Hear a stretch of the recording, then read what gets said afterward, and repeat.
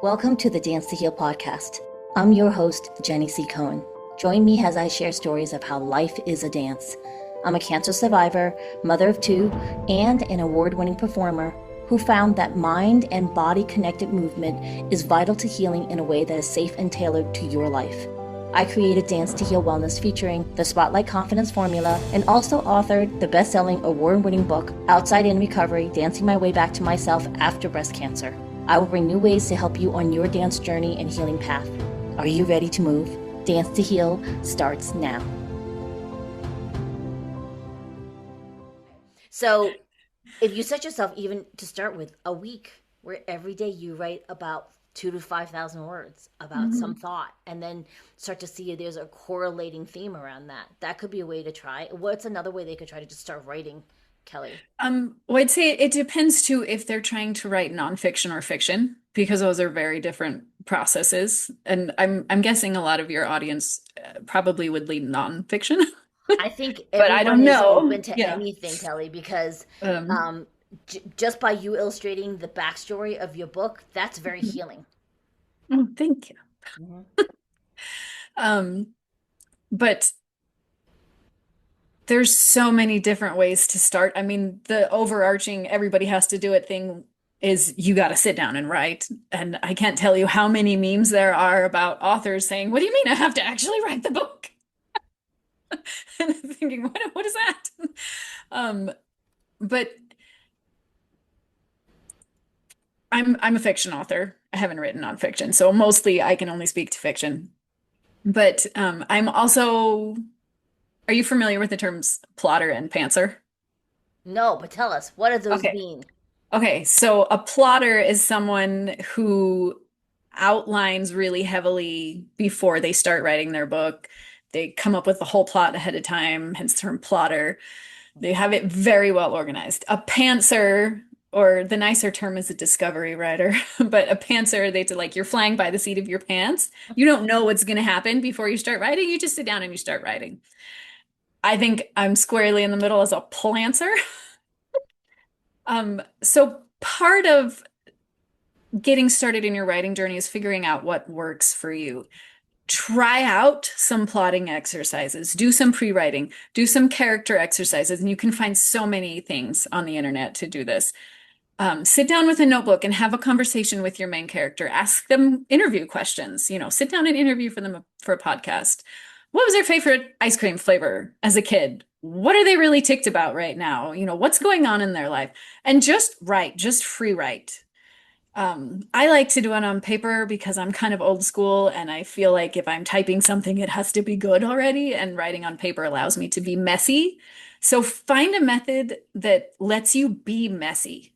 Turn off your editing brain at this, especially at this stage, the discovery stage, the drafting stage, when you're just writing out the story. Turn off your editing brain. You can always fix it later, but you can't fix it if there's nothing to fix. So you got to get it down on the paper first. I think it was Shannon Hale, if you're familiar with the author Shannon Hale, who said that writing a first draft is just piling sand in the sandbox so that later you can make a sandcastle. Your first draft will be messy. It will be rough. That's why they call it a rough draft. That is okay. Just get it down. So play with some drafts or some exercises, as far as coming up with your plot. Sit down and just start writing and see what happens that way too. See what you discover. If you've never written anything before, try out both methods and see what feels more inspiring. I feel like if I try to outline, I don't come up with the ideas that I do when I just let myself write. For Tanked, I had a basic plot outline this time that I was going to try to go with. And I started writing, and then two other characters jumped up in the middle of scenes that completely changed the whole story. Because I'm like, I'm just not a plotter. I just have to let myself make it up as I go, and it's better that way. Sorry, I don't know if that was even helpful. That was really That's rambling. very helpful. I love that I love explaining to us Mhm. for writing fiction, because that's where your perspective comes from. Being able to acknowledge that there's two ends of the spectrum in Yes. approaching a fiction story, and there's also variations between the two depending if you're more one percentage than the other, or you're Hmm. smack in the middle because you go back and forth, Yeah. because even your story of your very first chapter that came to you when you were first waking up in the morning, not fully awake. My audience member Kelly, we're very aware about how um, we're connected to a higher power than us, and we'll get Hmm. downloads of what you're supposed to be doing, whether it's writing a novel or speaking a story, right? So that when you get those little nudges, and you're supposed to move on them, though you're supposed to do Yes. something about it, not just be like, Yeah. oh, that's a great idea, and then let it fall out of your head the next minute. Right. I feel like if you Pull, ignore a nudge too long, you stop getting nudged. yeah, or you get a smack. No, you're gonna smack it. Get a smack. It doesn't feel good. I'd rather get the nudge and then listen and do it, right? Because Yeah. every person who's alive, that's basically every single one of you audience members, you have stories to tell, whether they're stories of your life or stories of what you have a passion about that could fall under the category of art, Hmm. or even something that's meant to be told no one's ever heard about, that's being downloaded into you now and you need to be paying attention to write about it. I'm going to offer two things for you to consider, audience members. This come up in other interviews. um, Carl Jung, who is very much a person that has helped people recover from trauma, there's an exercise that came of his mode of the world, where we believe that the body holds a lot of our answers. And then for me, being a Jew by choice, my soul came to this earth, and then I was provided a body to house my soul, right? Hmm. And so the body holds a lot of answers. And if you do left hand, right hand writing, sometimes your body can tell you, are you meant to write a fiction story or a nonfiction story? You can take your dominant hand and write a question. What should I write about? And then put it in your non dominant hand and let it scribble the answer. Sometimes it does not make sense because your body doesn't quite trust you. It's like, what do you mean? Is this a trick question? Do you really want to answer? Because you've never listened to me before when I asked you to, get up and stop eating sugar, like walk around more. So, for example, my son, we've been going to therapy for a long time, and he resisted the left hand, right hand writing for a long, long time, like a year and a half. We didn't fight about it, but we would kind of argue heatedly, louder than a speaking tone. Not yelling ever, but he just was very resistant. And then Kelly, would you know, when he finally first did it, his subconscious immediately answered him in poetry. We're Mm. going to publish the poems of all the answers soon. Oh, But it was beautiful. just astounding. It was legible, and it was poetry. Every single one of his answers has been since. Just I call them downloads from your subconscious. Some people will call you unconscious, like your conversations with God, right? Whatever your method of orienting to a bigger than you idea of source, right? Mhm. So you can use that if you want to get up and dance around. Tune into your five senses. My audience has done this before, Kelly. We use dance as a modality to get present in your body, and then if you just bring in breath and all your five senses, you'll get downloads of something that you're supposed to pay attention to. I had a client, we did that, and immediately she thought of her father, and then we had to kind of take apart what things that she was thinking, because her father had passed away. But she got a Oh, memory of him after she danced, when she was tuned into her body. And it I was love super cool. that. It was something that she had to resolve, and it just brought up a memory. So for you, audience, in the storytelling, if you're listening to this particular episode, you're meant to tell a story. You just have to find out what that story's about. Hmm. I very, very heartily second that. I think everybody has a story to tell, whatever modality you choose to tell it in. Yes. And the beautiful thing is, so I published indie, and I think one of the beautiful things about indie is that you can reach a more niche audience that are the people that need your story. Whereas before, big New York traditional publishing, if they didn't feel like there were hundreds of thousands of people that would be the audience for your book, they were much less likely to be interested. And with the rise of indie publishing, all of these stories that we all have can get out there and find the people who are looking for them and find the people who need them that you can help. Yes. So is indie mean independent publishing? Independent publishing. Sometimes people say self-publishing. Sometimes when people say indie publishing, they mean like very small presses, like an independent press, as opposed to like a New York press. Um, but it often also just means self-publishing. But And I don't really like the term self-publishing as much because of what we were talking about before, is that I'm not doing it by myself. I've got an editor, I've got a cover designer, I have beta readers, I have critique partners, I have my whole family supporting me. I'm not doing it by myself. oh, I love that. You're right. You're right. Okay.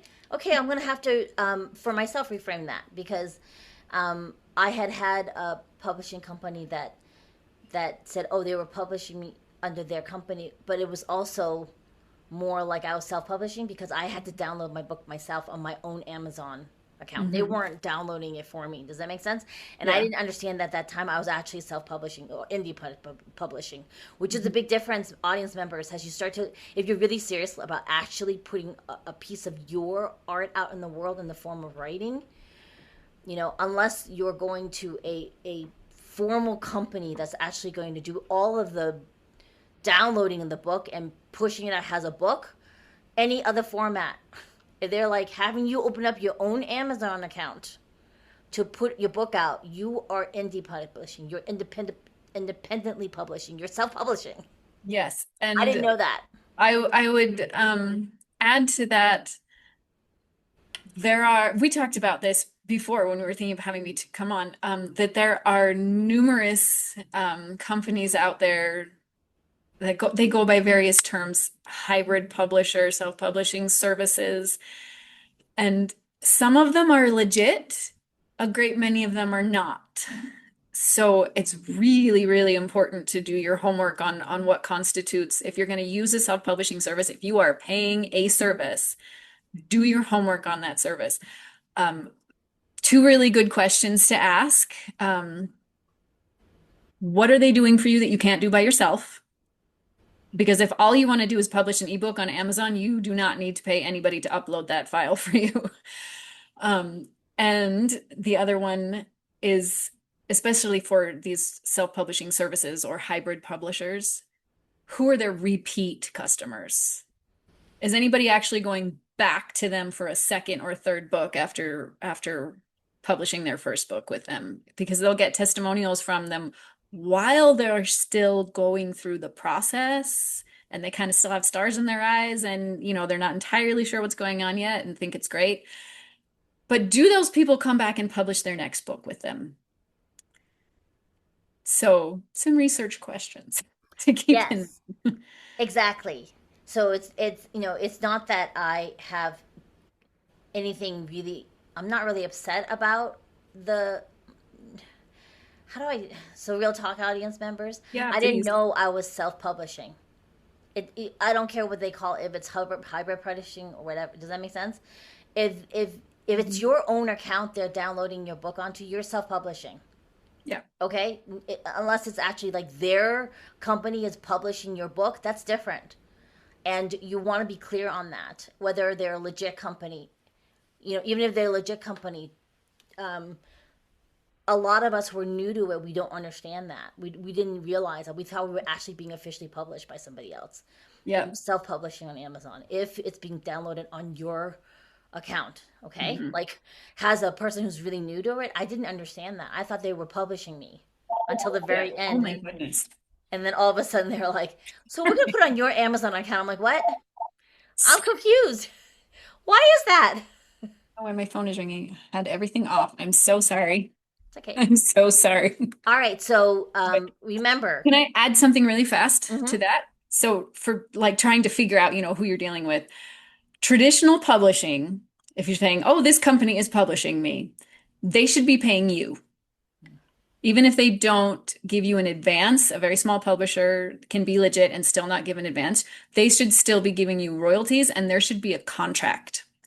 If you are paying them, you are indie publishing or hybrid publishing.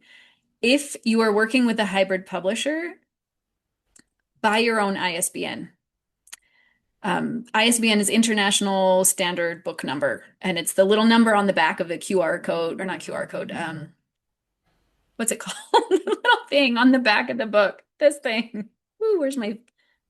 Yeah, I'm yeah, not showing that very well. the QR The code words thing. out of my head, not the QR Yeah, code, the I think scanning code. yeah, I have one of those. I think they Yeah. brought it for me, but Yeah. it was still my Mhm. I was still indie publishing, and I just did not realize that. Yeah. But often, if they own the ISBN, technically they are the publisher.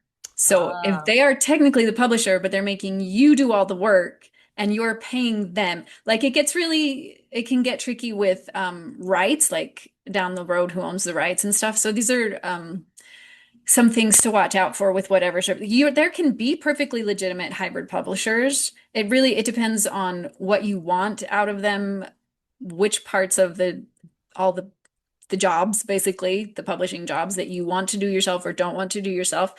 So there's no one right way to do it. But definitely do your research on the red flags of some of these companies and what really you're signing.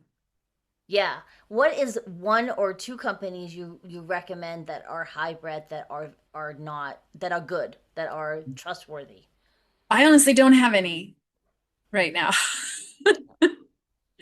Um, if you are going indie, like career-wise, there is a group called the Alliance of Independent Authors that I would very highly recommend joining. And I'm so sorry, I live near the Air Force Base and they always fly over when we're recording something. I So can't I'm hear sorry anything. if Don't worry about okay, it. good. Hopefully It's all that good. that doesn't come through. Yeah. Every time Russ films his YouTube videos, they all fly overhead. They They plan know that it's one. on. I'm They sorry. do. Yeah, yeah. They have something that they know. Whenever Russ is recording, they will deliberately fly their planes over. They so do.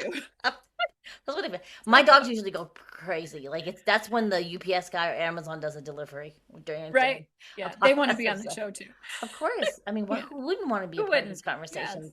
You know, Um, so I think the biggest thing though is audience. It may serve you to pay someone to help you they might. self-publish or indie publish. Mhm. Just understand the difference, and that's a big thing that I wish someone, because the people I went with, I had 5 referrals and a repeat customer, and I Mhm. still didn't know I was indie publishing. Like, even though, you know what I mean, like it was Mhm. just really interesting because I can go back to my own portal on Amazon and shift everything, reload my edited book if I wanted to. So I own all the rights to that. But I didn't know that that's what I was doing. I thought they were, Yeah. and I paid them money. So by your definition, I was independently publishing, and I just Mhm. didn't know that.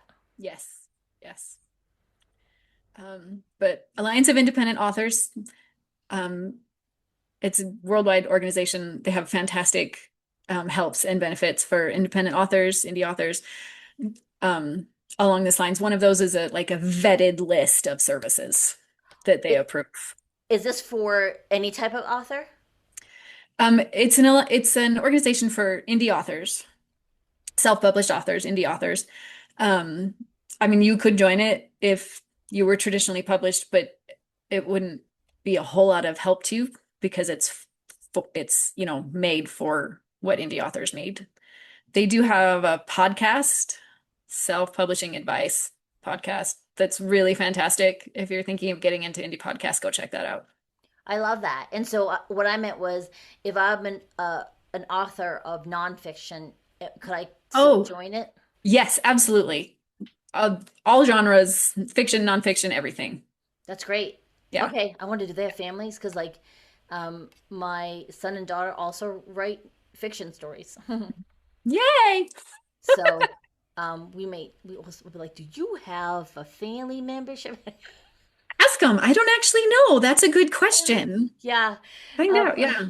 Let yeah, me know. yeah, I'll let you know. So, audience members, the Alliance Of, independentauthors.org, yeah. O-R-G. But if you type in the Alliance of Independent Authors, you'll still get the same website, and check that out. That's really like priceless advice right there, Kelly. I kind of wish I'd known about that before I actually started exploring, because I struggled with having authority in the field when I knew what I was doing was working. Mhm. And I will say that the guidance I got in writing my book about it being a love letter to me after I was done with treatment, it really shifted my perspective. And I mean, I know your book is a love letter to everybody who wants healing, like in community. Stop being in isolation. Yeah.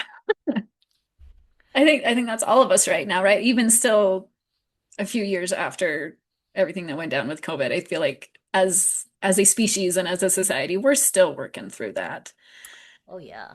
Oh yeah, Kelly, I was just at TEDx Salt Lake City last night, and one of the speakers who's phenomenal, local to us here in Salt Lake. All the speakers have to be from Salt Lake City for this TEDx talk, and she was talking about the stress the entire planet survived through, and now also because the TEDx is about climate change. We're part of the Big Hmm. TED Global Countdown, and she was talking about how climate change is affecting everyone else's like all of our nervous systems are being affected by the climate change right now.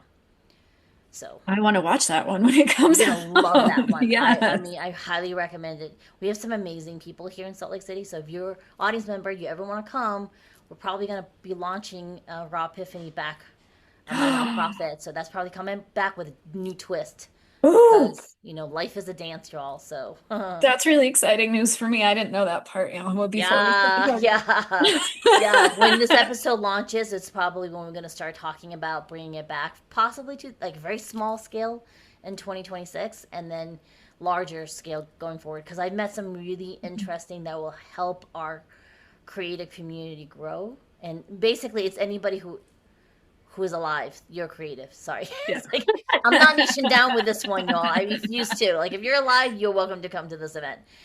Kelly, thank you so much for coming. I really enjoyed our conversation today. Oh, me too. Thank you so much, Jenny. I love talking to you. It's such a treat. I love dancing with you. I miss that. We have to Yes. like make our troop leader come back. She has no intention of coming back. I don't I care. know. No, I think we've lost her. Sad, sad, sad day. That's a big loss for our community. It really Um, was. so my audience members, remember Kelly's book is out now. You can get your hands on it, and you can get on her website. Sorry, her email list by going to her website. Okay. We Yep. will see you all next time. Bye bye. Thanks for listening to the Dance to Heal podcast with Jenny C. Cohen. Come back next time to hear stories of inspiring triumph and learn more ways that you can heal yourself. To work with me and continue your journey, visit danceandheal.com. Are you ready to move?